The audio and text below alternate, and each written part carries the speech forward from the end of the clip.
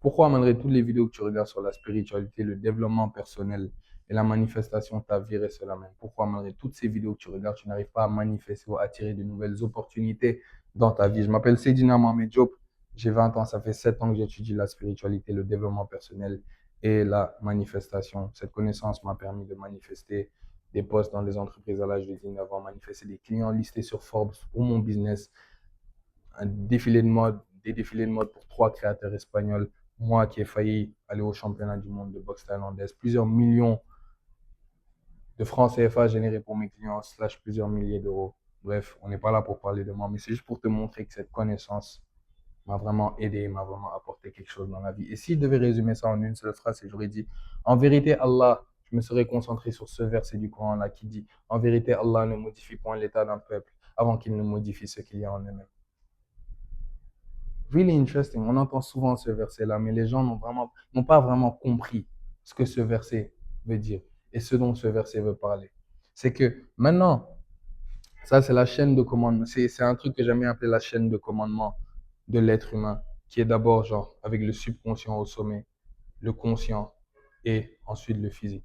Le subconscient, c'est tout ce qui est du domaine de Dieu, tout ce qui nous relie à Dieu. C'est le cerveau, c'est ce qui est directement relié à Dieu. C'est le domaine des rêves, l'intuition, etc. Le conscient, c'est le cerveau, les capacités limitées qu'on a lorsqu'on est éveillé, lorsqu'on est réveillé. Comme on dit souvent que on n'utilise que 10% de nos capacités cérébrales, c'est de ça dont on parle. Parce que le subconscient a une prédominance sur le cerveau. Le subconscient compose 88% de notre mental. Quand je dis eux-mêmes, c'est le mental. Donc le subconscient compose 88% du mental de l'être humain avec le conscient qui n'occupe que, qui est limité à 12% seulement.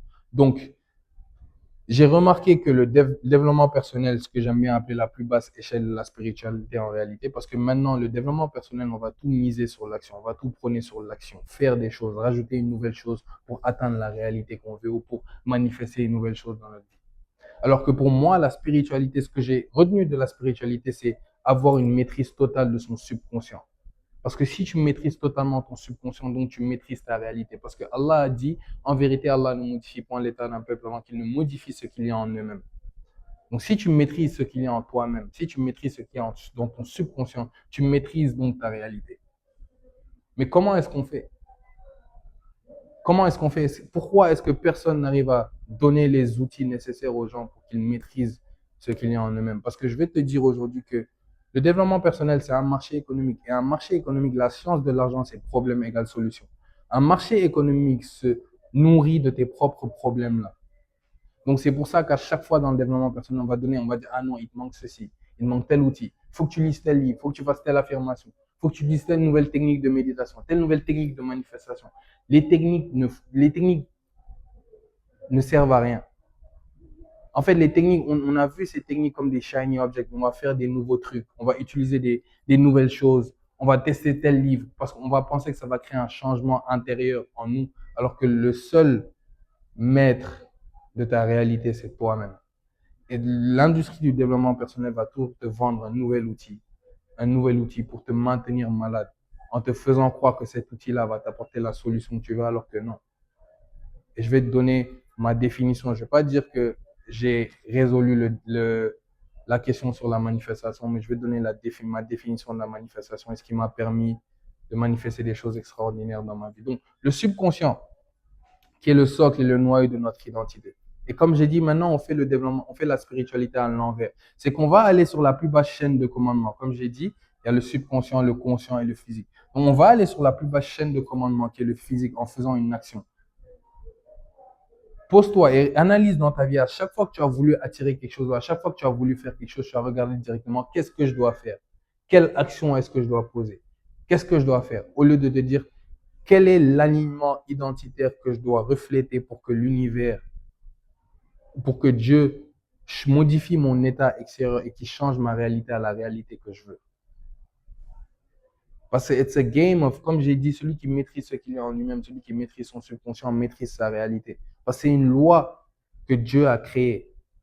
Si tu maîtrises ton subconscient, tu maîtrises ta réalité. Donc maintenant, avant qu'on aille plus loin dans cette vidéo, je veux que tu comprennes que tu dois changer, tu dois créer un shift mental de quelle action je dois faire, à comment refléter. Tu vas arrêter de te poser la question de quelle action je dois faire pour avoir telle chose. Mais comment refléter le changement souhaité intérieurement pour que cette chose n'ait que d'autres choix de se manifester extérieurement. Et donc, on va se concentrer sur le subconscient. Le subconscient, c'est le, en fait, c'est la maison de tous nos traumas, de toutes nos émotions, de toutes nos pensées à haute intensité émotionnelle qui restent enregistrées dans notre subconscient. Et donc, ce subconscient devient ce même programme interne de par lequel on vit qui va affecter notre conscient, donc notre perception et notre interprétation des événements autour de nous et qui vont donc directement affecter la manière dont on va se porter dans l'univers et donc la manière dont les gens vont nous voir, la manière dont on va agir, la manière dont on va aborder certaines situations. Et c'est très important ce que je t'ai dit ici, là. Donc, prends des notes. Take notes. Avant que je te montre comment changer ton identité et comment modifier ton subconscient, je veux te parler d'une loi de l'univers que j'appelle la loi EM. Il y a un livre qui s'appelle Automatic Reality by Neuroknowledge. Et il a dit un truc très intéressant dedans. Il a dit que l'univers a deux fonctions principales, la magnification et le maintien. C'est magnify and maintain. Et j'appelle ça la loi AEM. C'est que l'univers va d'abord procéder à une amplification. Quand Dieu dit, en vérité, Allah ne change point l'état d'un peuple, c'est parce que Dieu a réellement créé l'univers dans lequel on vit avec des lois. Pourquoi on ne veut pas accepter que l'univers est créé sous des lois physiques, mais qu'il y a aussi des lois spirituelles qui régissent ce même univers-là. Donc en réalité, Allah a créé la loi AEM, qui est l'amplification et le maintien de ton état intérieur par des gens, des événements et des circonstances. Et ton état intérieur, c'est ton identité, fréquence, tes pensées à haute intensité émotionnelle, ta perception, ce que tu penses de toi-même, ce que tu penses de l'univers, ce que tu penses des choses autour de toi. Et donc, l'univers va d'abord solidifier ce même état intérieur-là en te faisant, parce que c'est toi-même qui solidifie ce même état intérieur parce que autour de toi, comme j'ai dit, ta perception va être totalement biaisée par ton identité ou par ta fréquence. Donc, tu ne vas voir que des choses que ta fréquence ou comprendre que des choses que ta fréquence ou ton identité te permet de voir. Donc, l'univers va procéder à cette même solidification en t'envoyant des gens, des événements et des circonstances pour solidifier et te maintenir ensuite dans ce même état-là. Donc, des gens vont peut-être avoir peur quand ils vont entendre ça. Mais si l'univers et si Dieu regarde ce qu'il y a à l'intérieur de nous-mêmes, regarde notre subconscient qui est le socle de notre identité, ça veut dire qu'on a un total pouvoir sur la réalité extérieure. Et une fois que tu comprends que tu as un total pouvoir sur ta réalité extérieure, mais que tu dois d'abord faire ce changement intérieur pour que l'univers amplifie et te maintienne dans la même réalité que tu veux vivre, il faut que tu fasses ce changement intérieur-là. Et ce changement intérieur, il faut que tu le fasses sur ton identité. Et quand je parle de identité, c'est les pensées chargées émotionnellement, les croyances, notre perception, qui va affecter directement notre interprétation de la vie et notre action. Donc, comment est-ce qu'on change son identité? D'abord, pour changer son identité, il faut définir ce que tu ne veux plus être et ce que tu veux devenir. Une erreur que j'ai faite dans mes 7 ans où j'ai voulu manifester des nouvelles choses, des nouveaux postes, c'est que je ne savais pas ce que je voulais manifester. Donc, en fait, mentalement, j'ouvrais plusieurs portes à plusieurs réalités. Donc, l'univers ne savait pas réellement, ou Dieu ne savait pas réellement ce que je voulais et ce qu'il devait m'envoyer. Donc, j'avais des signes par-ci, des signes par là-bas, des signes par-ci, des signes par là-bas. Et donc, j'avais ouvert plusieurs portes, mais je n'étais rentré dans aucune porte. Donc, très important, numéro 1, c'est définir ce que tu ne veux plus être. Créer une anti-identité, un truc. Et quand je parle de définir ce que tu ne veux plus être, c'est de créer une anti-identité. Qu'est-ce que tu ne veux absolument pas être? Une fois que tu définis ça, tu définis ce que tu veux être. Ce que tu veux être. Est-ce que tu veux une Range Rover? Est-ce que tu veux vivre à Dubaï? Est-ce que tu veux vivre à Madrid? Est-ce que tu veux vivre au Sénégal? Est-ce que tu veux vivre au Mali? Est-ce que tu veux vivre au Bénin? Bref, tu définis ce que tu veux être. Une fois que tu as une vision claire de ce que tu veux manifester, il y a un truc qui est très important, c'est le retour au calme. Et un des ennemis de la manifestation dont on va parler aujourd'hui, c'est le cortisol. Le cortisol, c'est ce qui empêche énormément de personnes à manifester. Pourquoi est-ce que les gens qui sont dans le développement personnel, qui savent que stresser n'est pas bon, sont tout le temps, constamment en train de stresser? Parce qu'ils sont toujours en train de micromanager ou de overthink ou de suranalyser les circonstances externes. Donc, ça veut dire qu'ils sont constamment dans un état d'alerte et qu'ils sont constamment en onde bêta.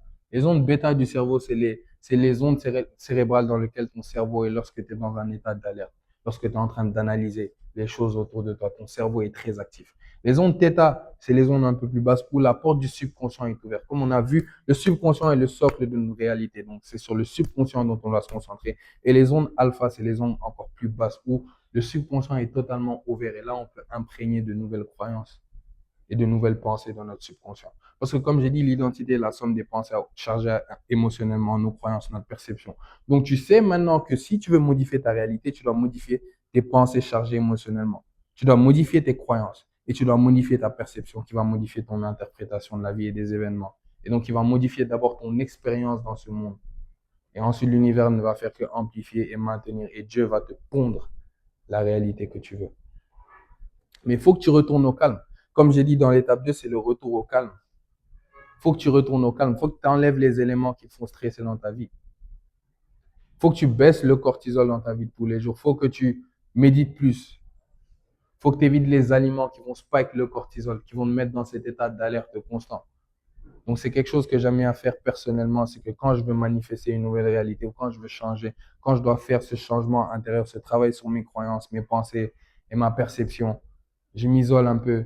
J'essaie d'éviter le café. J'essaie de prendre que des choses qui vont me détendre, qui vont me mettre dans un certain état où je suis très relaxé. Et là, une fois que mon subconscient est ouvert, là, je peux faire ce travail sur mes croyances, sur mes pensées chargées émotionnellement, etc., etc., etc. Et ensuite, le 3, c'est que il y a un truc que j'aime bien faire, c'est des exercices de visualisation. Des exercices de visualisation avec de la musique et avec des séries. Je me suis rendu compte que lorsque je regarde de la musique ou lorsque je chill, lorsque je regarde une série ou lorsque je chill en écoutant de la musique, mon cerveau tombe très facilement dans un état de calme très profond, dans des zones θ et dans des zones alpha. Et donc, j'arrive à imprégner, j'arrive à être connecté à mes émotions beaucoup plus facilement. Donc, je vais écouter de la musique, je vais créer ce que j'appelle des associations émotionnelles. Et pourquoi je fais ça? C'est parce que je me suis rendu compte que les pensées chargées émotionnellement sont le plus gros, on va dire, comment est-ce que je peux exprimer cette idée-là? En anglais, il y a le truc de shareholder. Ça veut dire que dans une entreprise, on va dire que c'est le plus gros actionnaire de ton identité. Les pensées chargées émotionnellement. Donc, ça veut dire que si tu arrives à changer tes pensées chargées émotionnellement, automatiquement, tu vas changer tes croyances. Parce que nos croyances sont affectées par nos pensées chargées émotionnellement. Et donc, automatiquement, tu changes ta perception et automatiquement, tu changes ton interprétation et automatiquement, tu changes ton expérience de vie. Donc, j'essaie de créer des associations émotionnelles à la réalité. Comme j'ai dit, définir ce qu'on ne veut plus être et définir ce qu'on veut devenir. Une fois que je sais ce que je veux devenir, j'essaie de créer des raccourcis émotionnels avec ce que je veux devenir. Let's say que tu veux, tout de suite, je suis en train de faire cet exercice de visualisation. Let's say que tu veux manifester une Jaguar, une belle voiture. Moi, c'est une Jaguar décapotable. Je me suis dit, OK, quelle est la musique que j'aurais écoutée dans cette Jaguar décapotable? Comment est-ce que je me serais senti? À quel personnage de film est-ce que j'aurais ressemblé ou de série si j'avais cette Jaguar décapotable-là? Et quand tu rentres dans cet état de calme profond où tu regardes cette série, où tu écoutes cette musique-là, tu crées cette association émotionnelle avec la réalité, comme un raccourci émotionnel. C'est pas vraiment association émotionnelle, mais c'est raccourci émotionnel avec la réalité que tu veux vivre et avec la réalité que tu veux manifester. Et en fait, tu vas imprégner ton cerveau et ton subconscient de pensées chargées émotionnellement par rapport à ce que tu veux manifester. Et le but de la manifestation, c'est de devenir intérieurement, devenir l'alignement identitaire de quelqu'un qui a déjà ce qu'il veut, qui est déjà dans la réalité qu'il veut manifester. Donc, tu vas tellement t'imprégner de ces pensées à charger émotionnellement, de ces images mentales que tu vas créer dans ta tête, que ton subconscient va penser que cette chose est déjà arrivée. Et là, et une fois que tu ne fais plus aucune différence avec la réalité, avec le fait que c'est arrivé ou non, que dans ta tête, c'est littéralement complètement arrivé, c'est là où ça va se manifester. Parce que comme Dieu dit, en vérité, Allah ne modifie point l'état d'un peuple avant qu'il ne modifie ce qu'il y a en eux-mêmes.